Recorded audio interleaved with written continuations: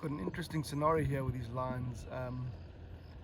Early in the morning, we've got them here right along the road near the entrance to the reserve, and kids actually gave me a call with Caroline on their way out to school this morning, said they found them.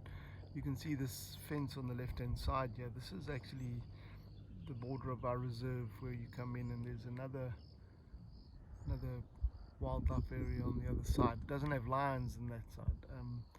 It's a private reserve with just general game and leopards and hyenas and that move through, but there's no elephants or rhinos or lions, and the game there is a bit complacent, and you can actually see how this lion on the right in particular is intently watching that side, and there's animals there that they're actually watching. In fact, there's right up in the corner at the back over there, can't really see it, but right where the fence sort of turns over there, there's an ostrich standing in the corner, and there's often wildebeest and other things right over here along this section, so I'm sure they're watching it.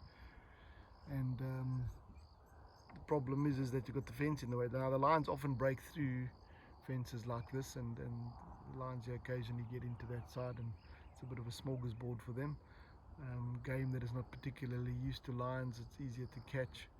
You have to get them out again, bring them back this side, but if they're really finding life difficult this side and battling to catch things, then it's quite tempting to look at what's on the other side of the fence. And this is something that plays out in many areas of Africa all the time, where lions are viewing, whether there be a fence or not, they view other forms of prey, often in the form of cattle, community areas, village areas.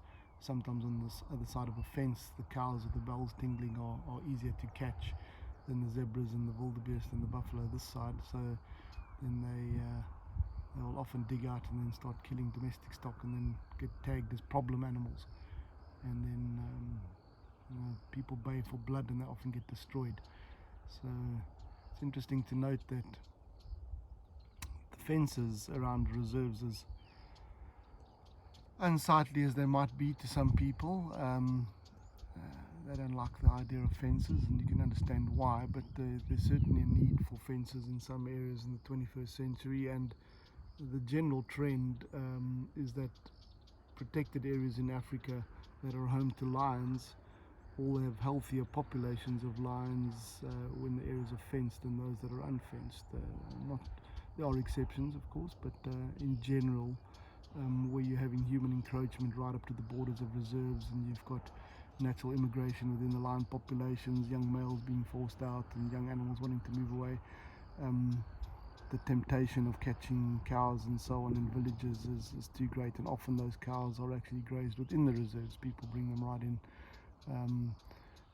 Once all the grazing is finished in the community areas and farm areas, and they wander into the reserves, and then they become fair game for lions. So we're having a general problem where the lions are then being poisoned or destroyed, and the wildlife will always end up on the losing end of the stick as far as this is concerned, because people carry more weight, unfortunately, and they carry the vote, so it often becomes a political game.